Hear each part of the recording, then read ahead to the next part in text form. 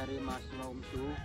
Maksud kami dari sini ialah ingin mewawancarai petani tersebut, di mana dia petani ini menanamkan ubi jalar. Pertama-tama kami ingin memperkenalkan diri. Saya Muhammad Rizky. Saya Muhammad Dian. Saya Muhammad Rifki Alparinos. Saya Reza Saputra. Oke, di sini kita akan mewawancari petani dengan Bapak siapa? Bapak Rini, Umur Bapak berapa, Pak? 33 tahun. Pendidikan Bapak? Terakhir saya SMP. Oke. Ini kita berada di lokasi mana? Ini untuk lokasinya Desa Wonogiri, Kota Tanjung Merauke. Ini ya Pak, di sini Bapak menanam varietas apa ya Pak? Biasa ini dua varietas, kalau enggak ubi jalar kuning, kalau ubi jalar ungu gitu. Jadi dua varietas. Iya, biasa. Untuk pola tanam sendiri Pak gimana? Pola tanam itu saya menggunakan monokultur aja dia. Maksudnya monokultur itu satu bedengan dia satu varietas gitu, walaupun dua varietas yang saya tanam gitu. Oh, jadi satu bedengan satu jenis. Iya, satu jenis saja. Jarak antar tanamannya berapa? Jarak antar tanamannya itu kira-kira 1 jengkal gitu. Kira-kira berapa lah 1 jengkal gitu antara apa? Kira-kira sampai 10 sampai 15 cm gitu. Jadi Pak, Bapak nanam ubi jalarnya kira-kira dari kapan Pak? Dari ini udah maksudnya musim ketiga lah ini. Saya udah, ini kan mayoritasnya padi umumnya gitu. Cuma saya alih fungsikan tanaman lahan padi saya itu menjadi tanaman ubi jalar. Udah 3 musim berlalu. Luas lahan Bapak berapa? Jadi sekitar kalau dari kotaan sana sampai kotaan sini 12 sampai 13 ranting.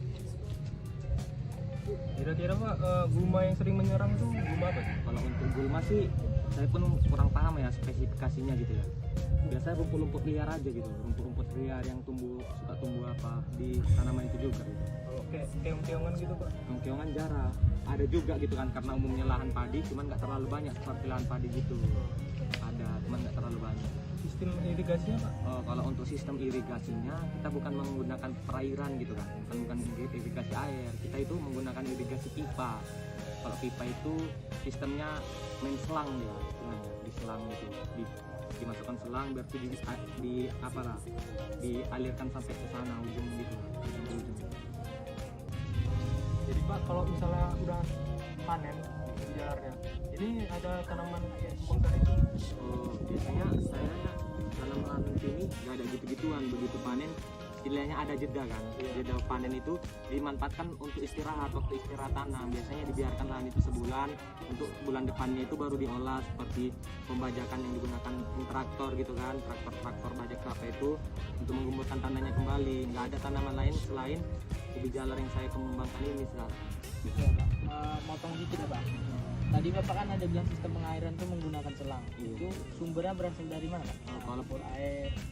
Kalau biasanya sumber ya kayak anak bilang lah kan, biasanya aliran sumur bor gitu pun bisa gitu kan. Kalau apa kan kita kan bukan bayar airnya lagi gitu kan ke pumpnya, kita bayarnya token listrik lah yang agak banyak apanya gitu, pakai sumur bor. Berarti sumur bor itu langkah yang efektif Pak. Iya, langkah yang efektif untuk pengairan di apa ini saya rasa gitu.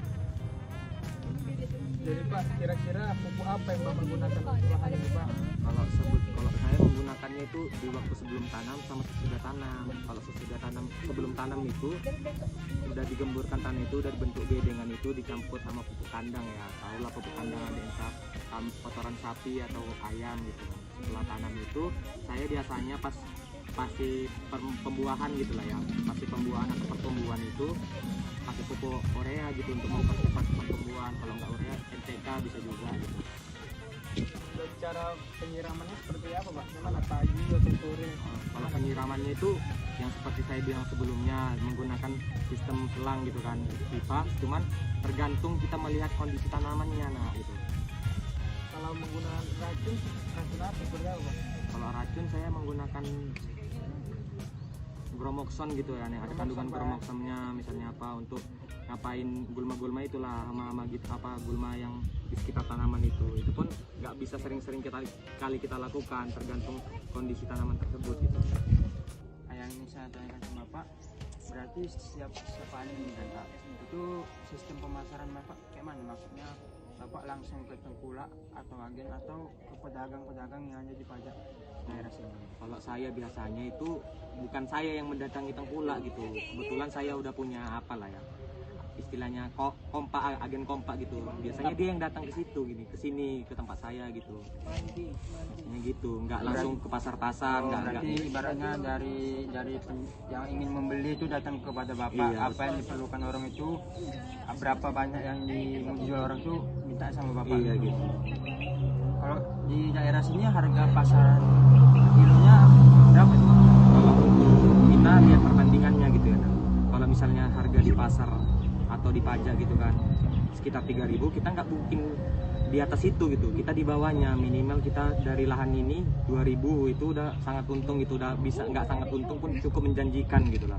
Yang penting 2.000 itu udah bersih untuk bapak lah ya. Iya, gitu lah. Jadi sistem penanaman bapak gimana? Misalnya lah daerah sendirinya padi, apakah bapak ikut nanam padi atau tetap menanamkan ubi jalar kayak gini?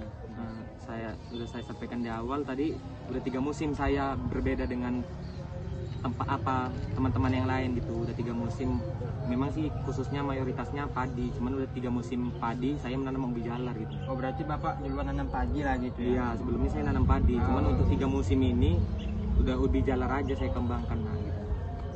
Ibaratnya bapak cari yang lain lagi. Iya, cari suasana beda lah gitu.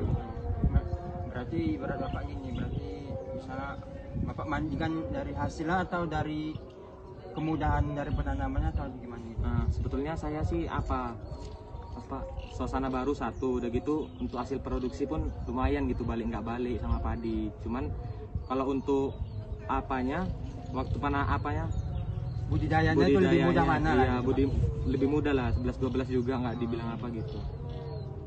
ya, kan. Oke Pak, mungkin cukup sekian pertanyaan yang dapat kami tanyakan. Terima kasih atas waktunya.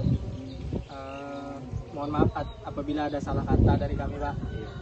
Oke, cukup sekian video ini kami buat. Semoga dengan dibuatnya video ini dapat bermanfaat bagi kami dan para penonton sekalian.